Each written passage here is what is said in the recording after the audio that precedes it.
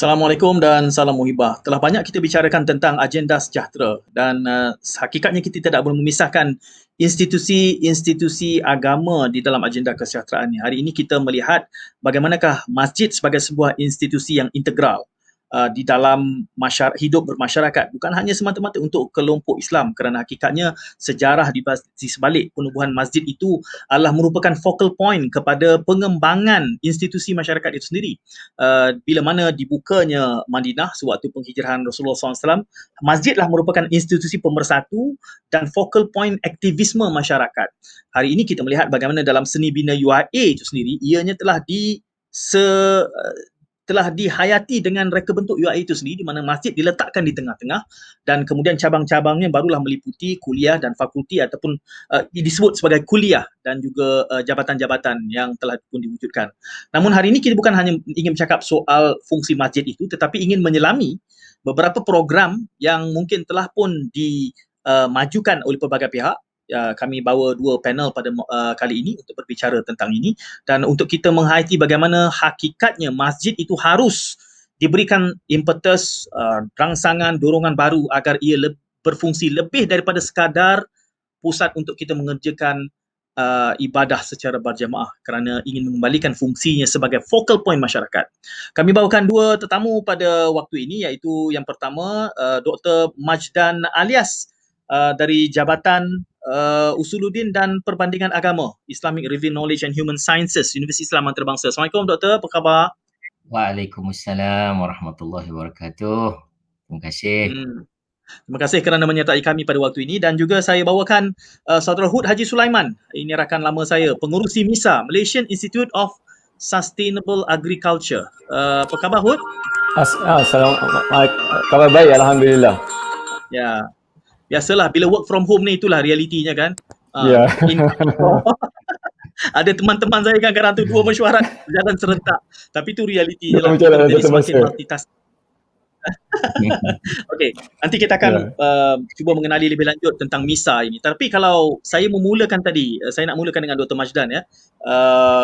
Saya mendapat gambaran tentang usaha di bawah jabatan Doktor, mula membangunkan suatu usaha untuk membina input ataupun kurikulum yang sifatnya modular. Kita bermula di situ dulu. Bagaimana usaha yang sedang dijalankan oleh pasukan Dr. Majdan? Okey, bismillahirrahmanirrahim. Alhamdulillahirabbil alamin. Wassalatu wassalamu ala asyrafil anbiya'i wal mursalin wa ala alihi wa ashabihi wa ala alladhina saru ala nahjihim ila yaumiddin. Okey, saya suka mula dengan dia punya, orang kata, ground dia dulu, dia punya falsafahnya. Okey. Dia begini, orang kata kita tidak syak lagi lah bahawa masjid ini, kalau kita nak katakan apakah kaitan masjid dengan Islam, sudah pastilah kaitan dia ialah masjid ini merupakan institusi terpenting sebenarnya. Ya.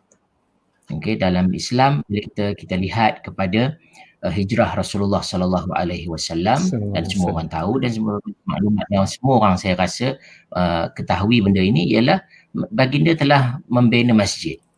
Okey, ketika mana baginda berhijrah ke Al-Madinah Al-Munawwarah.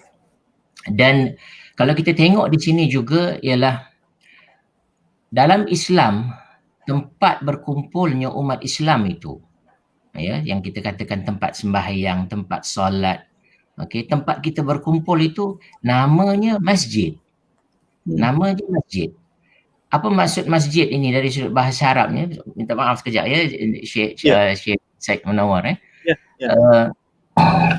Masjid ni maksudnya tempat sujud. Okey, masjid. Makanu sujud maknanya tempat kita sujud. Okey, nah. Dan di situ digambarkan salah satu perbuatan antara perbuatan-perbuatan yang kita buat dalam solat. Maknanya bila kita sujud itu, kalau kita perasan, kita sujud di atas tujuh anggota. Okey. Jabhahnya, dahinya, hidung kita, dua tangan kita, lutut kita dan kaki kita. Okey, nah, ini semua sujud. Dan pada ketika itu sebenarnya, kalau kita faham konsepnya ialah kita menunjukkan dan menyerahkan pengabdian kita yang sepenuhnya kepada Allah. Kalau kita balik kepada tempat berkumpul, masjid sebagai tempat berkumpul, cuba gambarkan 5 kali sehari kita pergi, kita start keluar daripada rumah, kita akan bayangkan bahawa saya nak pergi untuk sujud, ke tempat sujud. Saya nak pergi ke masjid. Kalau kita cakap Arabnya, ana adhabu ilal masjid, maknanya. Saya nak pergi ke tempat sujud, maknanya. Untuk menurunkan 7 anggota saya ini untuk mengabdikan diri kepada Allah. Okey, itu maksud dia. Dan kita bayangkan pula gambaran dia, pergi tu bukan kita pergi seorang. Kita pergi itu dalam jemaah. Kita pergi ke masjid itu untuk solat berjamaah.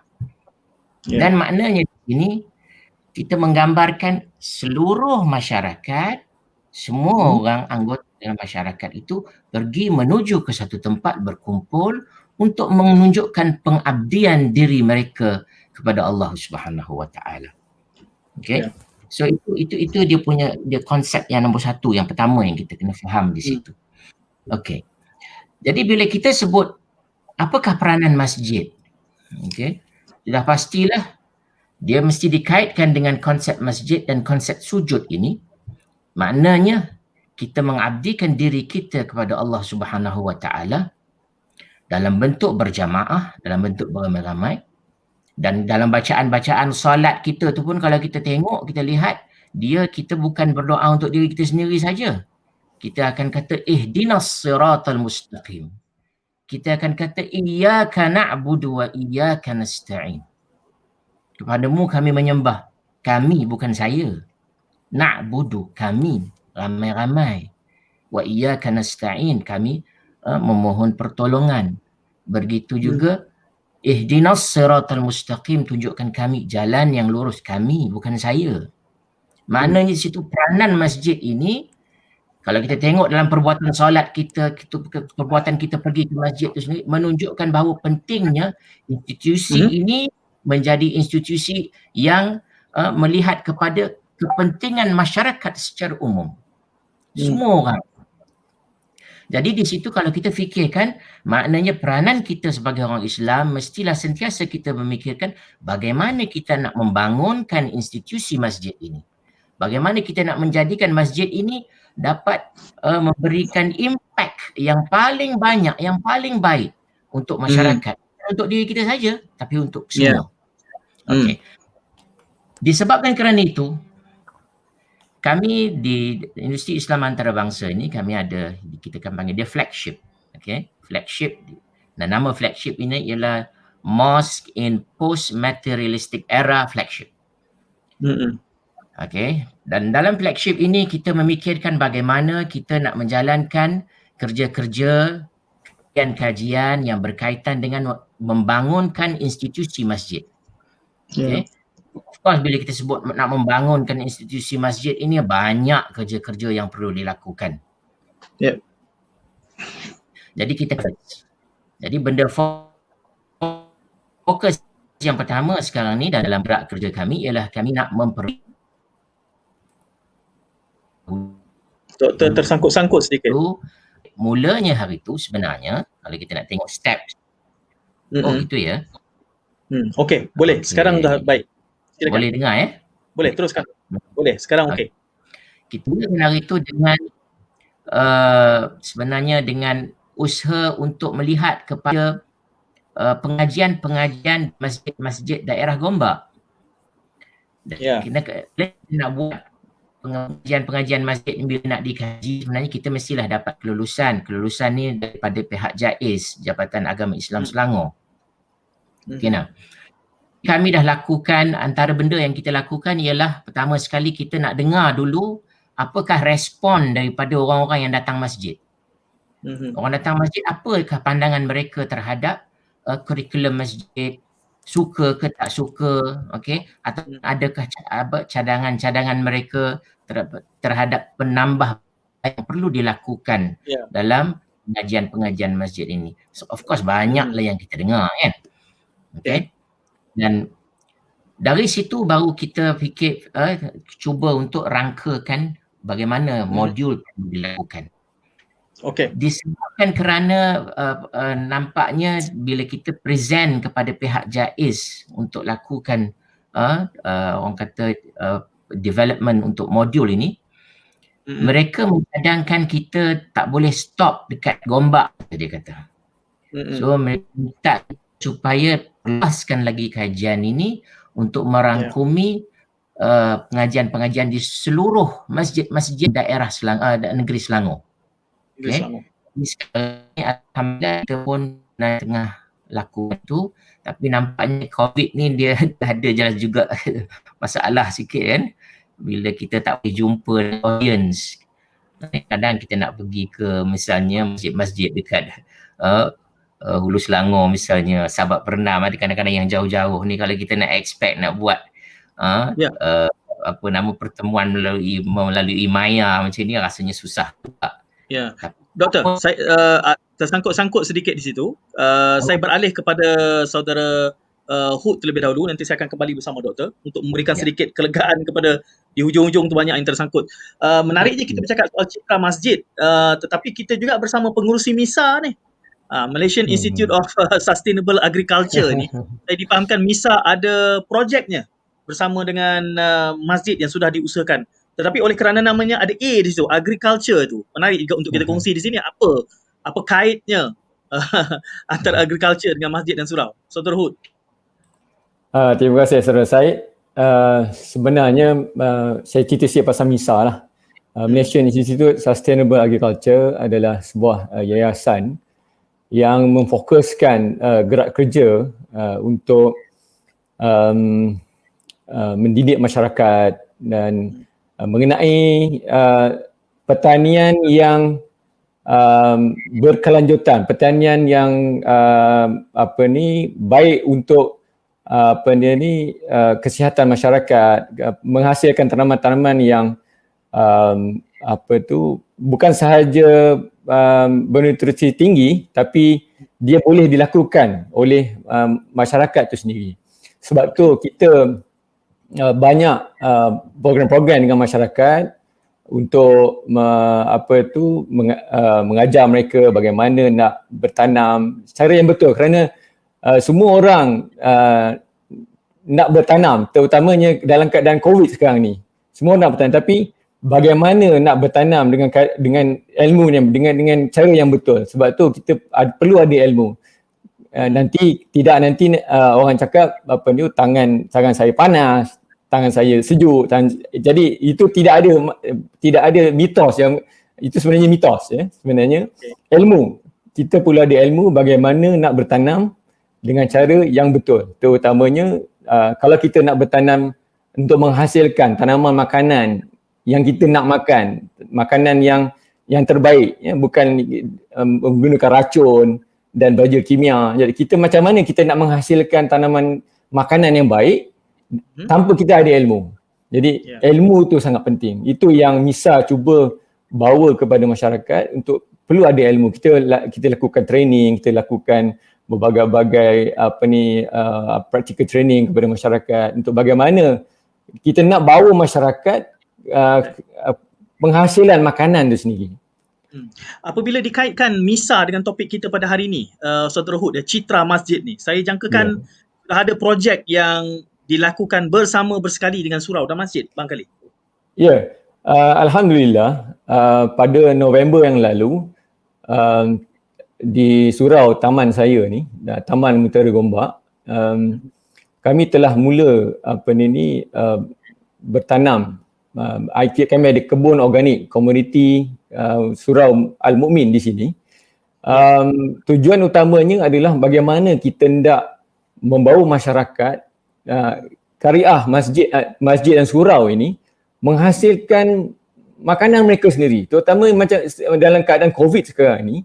Bagaimana kita hendak masyarakat boleh menghasilkan makanan ini sendiri walaupun dalam keadaan yang sangat terhad ya, tanah terhad, ruang yang terhad, tapi boleh menghasilkan makanan mereka sendiri dengan kaedah yang terbaik yang kita cuba ketengahkan. Jadi sebab tu kita projek yang julung kali bersama masjid yang kita buat di Taman Mutara Gombak ni, mula-mulanya kami agak macam skeptikal jugalah, adakah orang bandar ni betul-betul nak bertanam. Tapi bila kita launch, alhamdulillah, sehingga partisipan tu sehingga mencapai 34 orang, komuniti yang betul-betul nak bertanam. Keluasannya, sebab saya bayangkan Kuala Lumpur ni option tanahnya tak banyak, jadi berapa Betul. Seorang peserta kita bagi planter box dalam 3 kaki kali 6 kaki untuk hasilkan sayur-sayuran yang boleh ditanam, yang mudah dihasilkan dalam masa 1 bulan boleh tuai. Dan juga kita di situ juga masyarakat boleh berinteraksi. Walaupun keadaan COVID ni kita tak boleh nak ramai-ramai, tapi 1-2 orang dan satu masa insya-Allah boleh dilaksanakan di situ. Jadi dengan kita bertanam ni, satu, kita dapat hasil yang baik untuk diri dan keluarga. Dalam masa yang sama kita boleh kurangkan pressure, ya. Sebab dalam COVID ni sebenarnya ramai orang pressure, tak boleh keluar dan macam-macam lah pressure, masalah kewangan dan sebagainya. Kita bawa mereka kembali ke tanah, kembali ke benda-benda yang hijau, ya. Jadi itu ini adalah berkebunnya jadi terapi lah, ya. Boleh jadi terapi. Dengan bertanam ni sebenarnya memang boleh menjadikan satu kaedah terapi sebenarnya kepada masyarakat, terutamanya masyarakat bandar yang penuh dengan kesibukan dan sebagainya. Dr. Majdan, ya, tadi Doktor menceritakan tentang pengalaman untuk membangunkan suatu modul dan sedang membuat survey, membuat culaan untuk mendapatkan pandangan. Asalnya hanya nak berniat Gombak, tapi nampak benda ni penting nak dikembangkan kepada seluruh Selangor, ya. Saya timbulkan di awal tadi bagaimana bahkan doktor juga menyebutkan dalam peristiwa hijrah itu sendiri, focal point utamanya adalah masjid. Dan suatu ketika dahulu kita melihat masjid itu tidak ada kotak-kotak, dia bukan hanya soal ibadah. Hakikatnya Masjid Nabawi itu sendiri di tengah-tengah pasar, kan. Di keliling itu adalah merupakan aktiviti perniagaan yang sangat dinamik. Dan hari ini kita dengar bagaimana usaha MISA misalnya di bawah Malaysian Institute of Sustainable Agriculture ini membawa agenda bertani kepada masjid dan surau.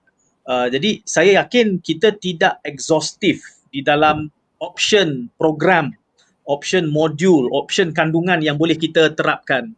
Tetapi saya rasa juga yang mungkin tim doktor sedang bubal bagaimana elemen-elemen yang dahulunya agak terasing.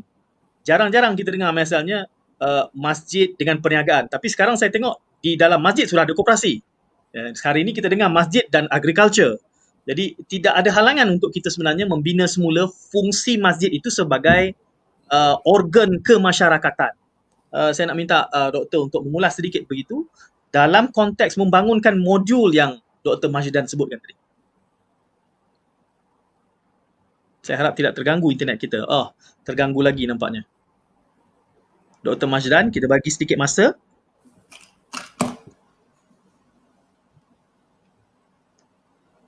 Okey, nampaknya tergantung sedikit perbincangan kita ni. Saudara Hud tidak tergantung, ya?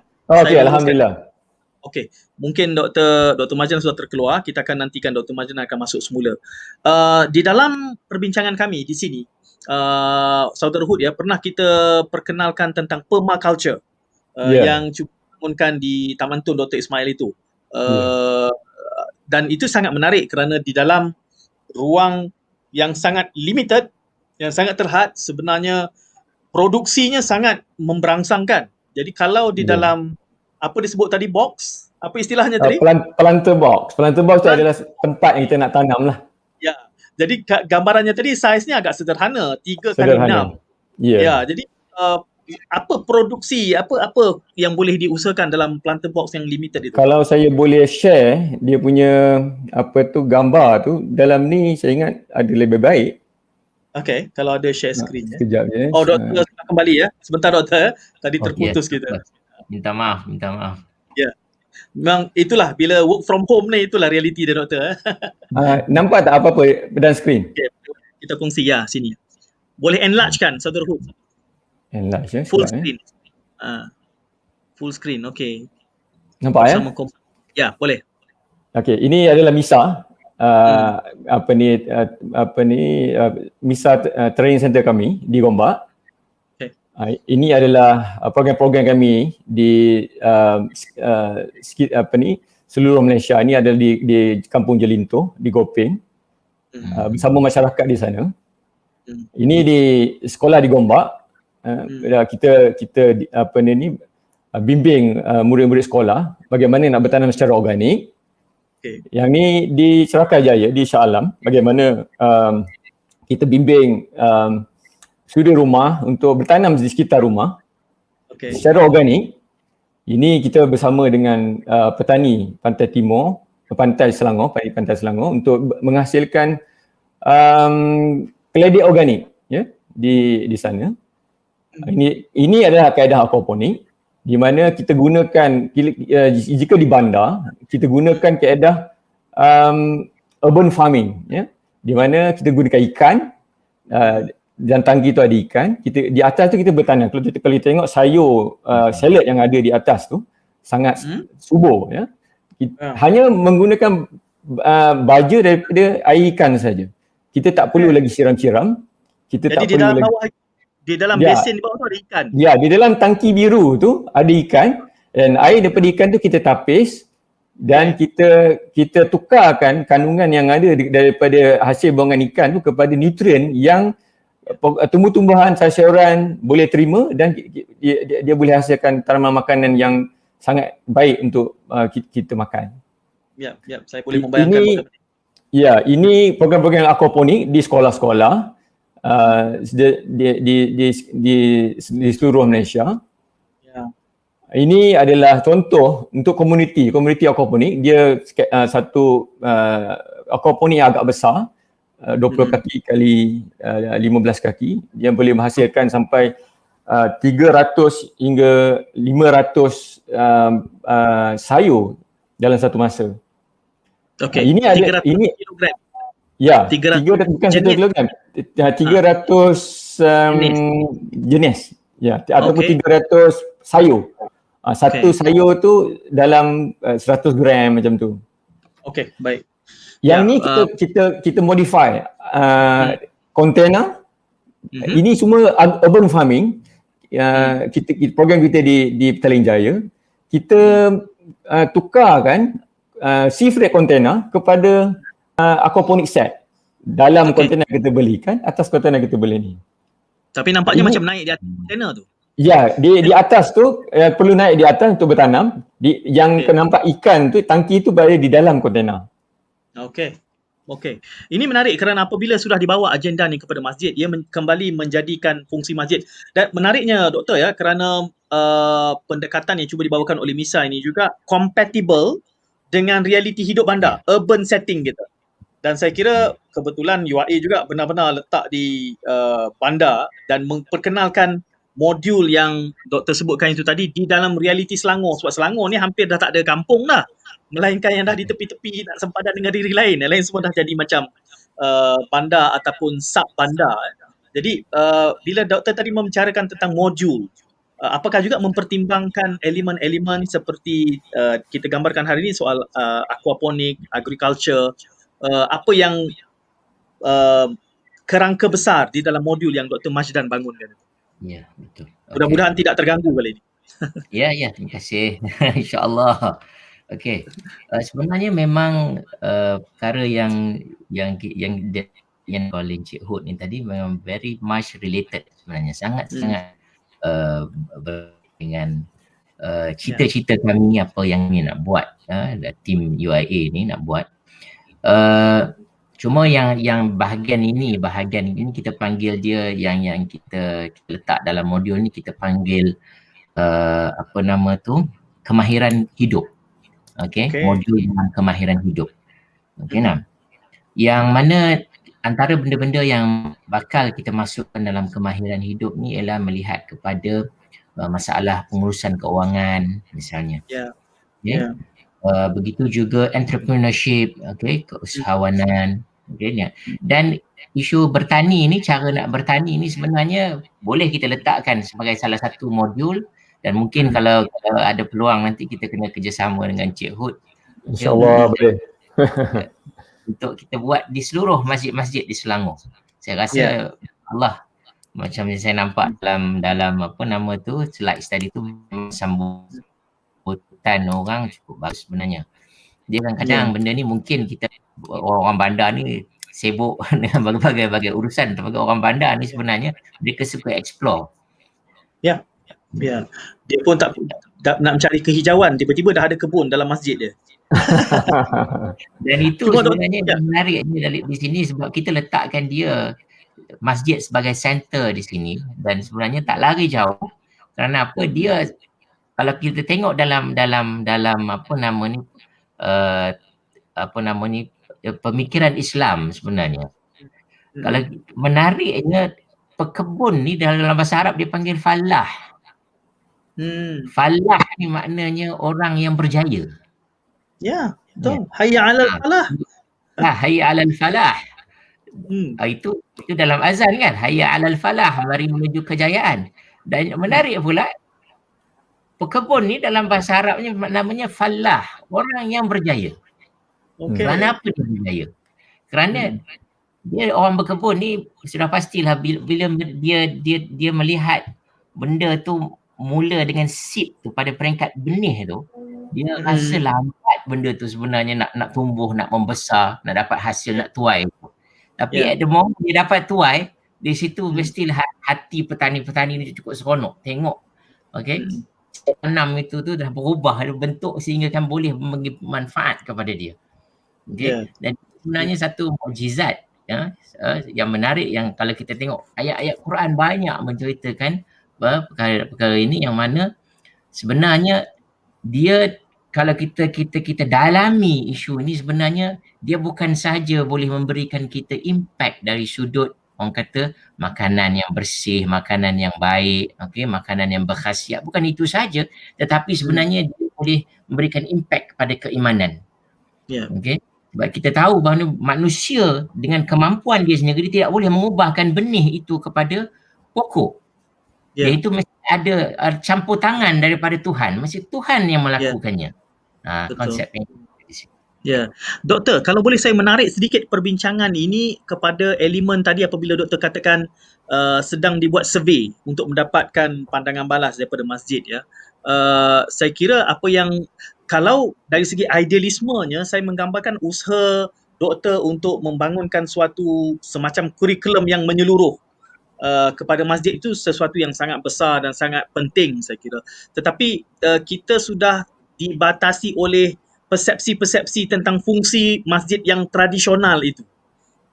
Adakah di sepanjang survey yang doktor bangunkan ini ada pandangan balas tentang apakah terdapat halangan psikologi, maksud saya, apabila kita cuba nak mengembangkan tiba-tiba masjid ni nak pergi buat aquaponik pula ni, jadi halangan kadang-kadang dari segi fikrah pengelola masjid itu sendiri, doktor, mohon sedikit pencerahan. Dia tidak dapat dinafikan lah, benda tu memang wujud. Dan kami sendiri sebelum kami buat survey ni, kita nak buat survey dalam keadaan kita rasa kita kena neutral our mind. Kita tak ada bias apa-apa. Tapi memang apabila kita pergi, memang pandangan segolongan lah, bukan semua. Segolongan orang dia melihat masjid ini ialah tempat solat.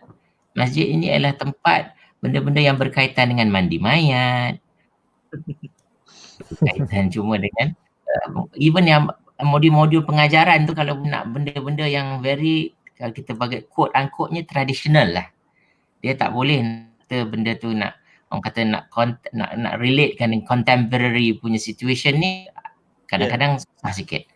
Tapi alhamdulillah sebenarnya itu ada pandangan segelintir. Utama kalau kita fikirkan kalau kita tengok dekat Gombak ni, yang kita dah jalankan di Gombak ni sendiri, atau area yang bandar ni sebenarnya kebanyakannya telah open, dan banyak expectation mereka sebenarnya terhadap masjid tu tinggi. Mereka selama ini mereka dah ada perasaan ataupun gambaran mana yang kita cuba nak lakukan itu, tetapi dia ada banyak kekangan kan. Okey, dia kadang-kadang terutamanya dari sudut pengajian ni, dia kadang-kadang setengah orang dia rasa dia tidak berilmu, tidak tahap mana, macam mana dia nak mencadangkan ataupun nak melakukan. Jadi apabila kita ke tengah, kita cuba dengan tim yang ramai dekat UIA ni, sebenarnya bukan saja Usuluddin dan Perbandingan Agama yang buat ni, dia semua sebenarnya, dia ada 3 department dekat situ, ada 4 department dekat situ, semua bekerjasama yang bilangannya lebih daripada 100 sebenarnya. Bilangan experts dalam bidang masing-masing ni, dalam bidang fiqahnya, dalam bidang apa semua. Ramai ni semua berkumpul untuk kita create model yang lebih developed. Okay. Di samping itu juga kita, ini second phase sebenarnya. Kita juga fikirkan bagaimana kita nak bekerjasama dengan kuliah-kuliah lain dekat UIA ni yang adanya engineeringnya, yang ada medicine, yang ada ekonomi, apa semua ni, semua kita nak bersama dengan mereka supaya kita boleh think about yang modul untuk life skills ni. Yang life skills ni kita tak boleh orang agama saja, tak boleh sebenarnya. Dia mereka mesti, kita kena beri orang-orang yang experts dalam bidang ini. Kerana itu balik bila ditanya tentang orang punya respon tadi, saya rasa sekarang ini kalau distinct terutama di Gombak ni, yang Selangor ni, yang lain-lain daerah macam Kuala Langat, Sabak Bernam ni, kita boleh pergi. Tapi kalau Gombak saja sebenarnya saya mereka sangat mengalu-ngalukan. Dan kita sebenarnya untuk pengetahuan, kita telah dapat green light daripada orang besar Gombak. Okay. Dan itulah orang besar Gombak yang akan bawa benda ni rasanya nanti ke peringkat yang lebih tinggi. Sebab dia bila kita sebut tentang apa nama kurikulum, dia kena ada persetujuan daripada Sultan. I see. Bila doktor menyebut orang besar Gombak tu, saya membayangkan, sebab selalunya kita bayangkan dalam kalangan masyarakat hari ni dia sebut orang politik sebut orang lain sedikit konotasi dia. Tapi saya berbalik kepada apabila MISA mengusahakan ini dan dengan kerjasama Masjid Surau untuk cuba menerapkan suatu dimensi baru yang dulunya tidak dianggap sejalur dengan misi masjid, pemikiran tradisional lah. Hari ini nampak kita sudah lebih terbuka. Tapi saya nak petik satu istilah yang disebut oleh Saudara Hud tadi, penting untuk kita ulas di dalam konteks Islam dan juga fungsi kemasyarakatannya bila dia menggunakan istilah organik di situ. Realiti bahawa sebenarnya kita banyak option. Tetapi saya rasa Islam mengajar kita untuk memilih yang lebih baik. Ikhtiar itu kata kunci dia khair. Berarti kalau kita memilih yang lebih buruk, itu bukan berikhtiar. Ikhtiar ni adalah apabila kita push towards a better solution. Dan dalam pemakanan kita ni juga, saya kira mengetengahkan benda-benda yang organik, apatah lagi, sebab kita sebut bukan hanya halal kan Ustaz? Kita sebut halal dan thayyiban. Bukan hanya soal halalnya, tetapi kena baik. Harus bersih, suci dan segala macam. Organik ini adalah satu usaha untuk bergerak ke arah itu, ke arah ihsan, bukan hanya sekadar khair, ke arah yang lebih tinggi, lebih baik. Jadi saya kira ini adalah satu mujahadah yang juga penting untuk kita makmurkan pengamalan dan juga penghayatannya dalam kalangan masjid dan surau. Saudara Hud. Ya, betul.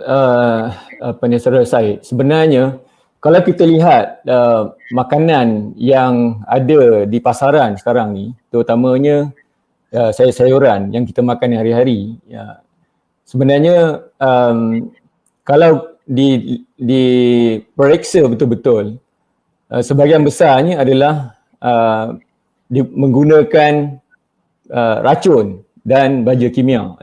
Dia sebenarnya bukanlah kita cakap terlalu berbahaya, tetapi bila kita dengar racun itu, siapa nak makan racun? Kan? Walaupun hanya 0.01%, kita letak dalam cawan hari-hari, tak ada siapa pun nak makan racun.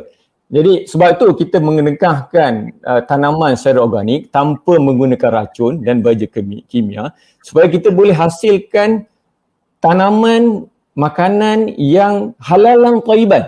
Halal lagi baik. Sebab kita nak makan sendiri untuk keluarga dan juga kariah masjid sendiri, dan kita perlu bertanam secara organik. Kalau kita tanam menggunakan kaedah konvensional, tidak ada perubahan. Tidak ada perubahan yang kita buat sebenarnya. Hanya perubahan untuk bertanam saja. Dia tidak dapat menghasilkan sesuatu yang lebih baik daripada apa ni di pasaran. Dan juga kalau kita nakkan makanan yang baik, contohnya yang organik ini, kalau kita lihat di pasaran, harganya terlalu mahal untuk masyarakat marhain macam kita ni nak makan. Jadi bagaimana kita nak makan makanan yang baik ini tanpa kita bertanam sendiri? Sebab tu masjid dan surau ini perlu dibawa untuk bertanam, untuk menghasilkan makanan yang baik ini. Kalau kita lihat dalam keadaan post-COVID nanti, post-COVID, kita lihat masa COVID sekarang ni, kita tak ada pilihan. Apa yang orang bagi kita makan saja. Tapi kita dah dapat menilai sekarang ni COVID, apa yang kadang-kadang yang kita nak dapat pun tak boleh nak dapat. Macam mana kita nak selesaikan masalah kita? Kita perlu bertanam sendiri. Kalau kita tengok secara meluasnya, tanpa kita bertanam, kita tak tahu apa sebenarnya, apa yang penghasilan tu bagaimana. Kalau kita bertanam, kita dapat tahu sebenarnya apa yang kita letak, bagaimana yang tanaman makanan yang kita hasilkan. Saudara Hud, saya nak bertanya sedikit tentang pengoperasiannya, sebab gambarannya sudah ada masjid, ada surau yang boleh laksanakan ini. Kerana kita mungkin, apakah ia memerlukan nanti guna tenaga yang spesifik, yang khusus, kerana kita tahu imam, Tok Siap, Bilal ni bukan semuanya bekerja sepenuh masa, dan nanti ada satu tambahan pula, kena jaga pula aquaponik ni satu hal pula. Dalam pengalaman kejayaan yang sudah dilaksanakan setakat ini, bagaimana ia dilaksanakan? Adakah di outsource kepada jawatan kuasa? Bagaimana aquaponik itu dimajukan? Pertamanya kita perlu mewawarkan kepada komuniti ataupun kariah dalam masjid dan surau, siapa yang berminat untuk bertanam di dalam kariah tu. Mesti ada yang berminat. Kalau kita buat promosi betul-betul, kita boleh dapat mungkin 10 atau 20 orang yang berminat untuk melaksanakan program-program kebun komuniti ini. Jadi daripada situ kita akan laksanakan secara sukarela. Benda ni adalah sukarela, dan juga hasil tanaman tu nanti akan dinikmati oleh mereka yang bertanam. Kita akan sediakan plot-plot tanaman, sama ada besar atau kecil. Tengok suasana keadaan di surau atau masjid tersebut. Sekiranya luas, kebetulan di Taman Mutiara Gombak ni agak luas kawasannya, dan ada sumber air yang kita gunakan rainwater harvesting juga. Kita gunakan air hujan untuk kita tanaman, siram tanaman. Dan juga sebenarnya kalau katakan surau dan masjid ni boleh gunakan air wuduk itu sendiri, kita gunakan untuk pertanian, kita kumpulkan air dalam air wuduk tu dalam tangki, kita boleh gunakan untuk pertanian. Tidaklah kita membazir begitu sahaja. Air wuduk ni kita panggil grey water. Instead of rainwater harvesting, kita boleh grey water harvesting. Kita boleh laksanakan dan kita boleh gunakan untuk tanaman-tanaman. Apa istilahnya grey water? Air kelabu? Grey water harvesting. Grey water ni grey, kelabu. Kelabu, itu saya tadi grey dia water. Dia bukan air mutlak. Dia jadi air ya. Ya, mutlak lah yang sudah terpakai, yang tidak boleh. Ya. Ini menarik satu konsep, meskipun Dr. Majdan meskipun kita bercakap soal agriculture, soal agro, tetapi ini yang missing, ini yang tidak ada di dalam pemikiran kepimpinan masjid dan surau, termasuk pengurusinya, kerana untuk melihat solusi yang saya nak sebut, saya tak pasti istilahnya, mungkin doktor ada, yang lebih menyeluruh, yang lebih syumul. Kerana bila kita bercakap tadi, pertamanya bukan hanya soal aquaponik itu air ternak ikan, air itu jadi baja, bukan hanya di dalam sistem aquaponik itu, tetapi juga soal memikirkan air mustakmal selepas ambil wuduk ni juga tidak terus tersisa masuk ke parit dan sungai, tetapi kita gunakan dalam cycle yang saya kira ini suatu yang luar biasa, dan saya yakin ini bukan hanya boleh terpakai di dalam sektor pertanian, kerana banyak lagi sektor-sektor lain, perniagaan, soal kebersihan, kerana saya kadang-kadang resah juga untuk mencari masjid, untuk mencari tandas yang paling tidak bersih, kita boleh menemuinya di masjid. Seakan-akan itu adalah petunjuk nilai Islami yang paling besar. Jadi saya kira sekaligus bila kita membina modul ini, ia seharusnya sekaligus membina budaya Islami yang betul. Dan itu yang saya tertarik tadi bila Saudara Hud mengatakan air wuduk digunakan semula. Jadi itu sangat Islamik itu. Saya nak minta Dr. Majdan untuk memberikan sedikit uraian di situ. Saya suka di sini kalau kita tengok ya, ada sebuah hadis yang disebutkan oleh Rasulullah sallallahu alaihi wasallam, ihsan. Ya, kata Rasulullah, innallaha katabal ihsana ala kulli syai'in.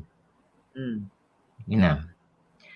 Fa idza dzabhtum fa ahsinu dzibha wa idza qataltum fa ahsinu al-qitlah. Falyuhiddu ahadukum syafratah wal yurih dzabihata. Maksud hadis ni lebih kurangnya Allah telah menuliskan atau kan ihsan ke atasnya. Kataba ala nafsihi ihsan. Apabila kamu membunuh, fa idza qatalta fa ahsinul qitlah, maka bunuh dengan sebaik-baiknya. Itu pun kita nak kena translate, kena faham tu apa maksud itu. Saya teruskan lagi. Wa idza zabahtum fa ahsinuz zibha. Apabila kamu sembelih dah dengan sebaik-baik. Lalu Rasulullah bagi contoh. Fal yuhiddu ahadukum syafratah. Maka kamu kena asah pisau yang nak gunakan untuk sembelih itu. Wal yurih zabihatah. Lepas sembelih itu jangan tinggalkan je haiwan tu. Haiwan tu kena biarkan dulu sampai bagi dia berehat dulu. Baru nak masukkan dalam mesin ke apa kan. Dan kita tengok di sini, hadis ni menceritakan tentang satu typical example, satu contoh. Okay, nah. Contohnya ialah apabila kita sembelih. Kalau kita nak kira kan, sembelih lah yang pentingnya putus. Kan? Tapi Rasulullah suruh kita untuk asah dulu pisau tu tajam. Itu yang disebutkan sebagai ihsan. Okay, nah. Jadi kalau kita kaitkan hadis ni dengan isu yang Saudara Hud sebutkan tadi itu, sebenarnya sangat berkait rapat, dan ini sebenarnya inilah ruh Islam. Okay, sebab ruh Islam itu Allah menggemar seorang hamba yang apabila dia membuat sesuatu dengan yang terbaik. Kita bukan buat sambil lewa.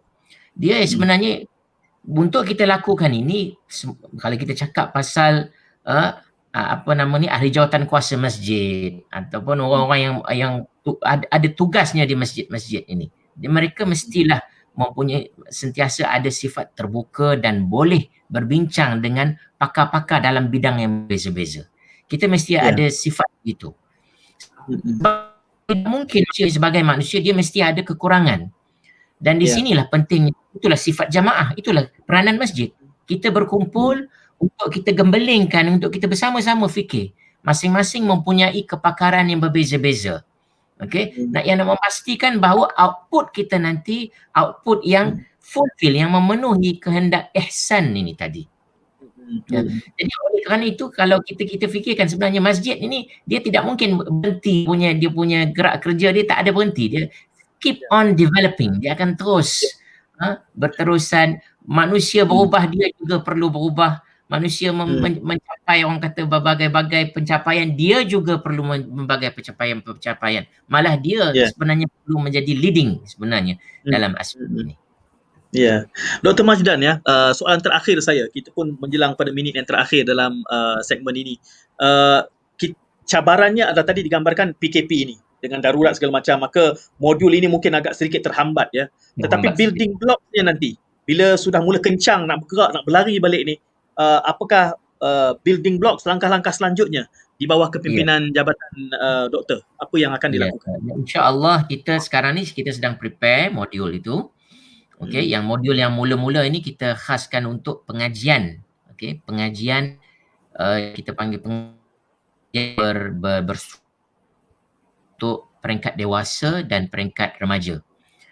termasuklah dalam tu wanita. Kemudian yang selepas ini kalau kita diberikan peluang pula, kita nak fikirkan yang macam saya sebutkan tadi, macam mana hendak develop skills, juga untuk dewasa dan remaja, dan kita ada juga blok untuk kita lakukan peringkat kanak-kanak. Dia perjalanan buatlah sikit, tapi rasanya kalau kita diberikan peluang, insya-Allah dengan kesungguhan dan doa kita, insya-Allah kita boleh berjaya. Kalau ikhlas tak akan salah, tak salah, insya-Allah. Insya-Allah, mudah-mudahan amal jariah. Fatherhood, untuk orang mengetahui, penonton kita, dia kata okey, boleh ni, banyak boleh dikerjasamakan dengan aquaponik dan MISA ni. Di mana boleh dihubungi Fatherhood? Boleh hubungi saya di website ataupun FB MISA pun ada, ataupun boleh hubungi saya terus di 019 317 4292. Okey. 019-317-4292. Saudara Hud merupakan pengurusinya, Malaysian Institute of Sustainable Agriculture. Kita bermula langkah perbincangan dialog sejahtera tadi bercakap tentang citra masjid, dan kita menyelitkan elemen apa yang sudah diusahakan oleh kumpulan MISA di bawah kepimpinan Saudara Hud. Satu daripada dimensi yang mungkin selama ini tersisih daripada realiti pengoperasian masjid dan surau, iaitu soal pertanian, dan mudah-mudahan pasukan Dr. Majdan pula terus diberi kekuatan nak menggalas ni supaya kita boleh membangunkan modul yang lebih komprehensif, mengembalikan fungsi masjid itu sebagai focal point masyarakat dan bukan semata-mata tempat untuk kita melaksanakan ibadah. Hakikatnya seluruh spektrum kehidupan kita ini merupakan ibadah, dan kita punya 5 waktu yang harus kita berhenti seketika mencari makanus sujud yang disebutkan tadi, supaya tepat waktunya kita tunaikan tanggungjawab kita. Mudah-mudahan ia terus mendapat keberkatan, dan mudah-mudahan Allah memberkati juga usaha tuan-tuan berdua. Diterima itu sebagai satu amal jariah. Terima kasih atas perhatian anda pada dialog sejahtera pada kali ini. Kita jumpa lagi. Assalamualaikum.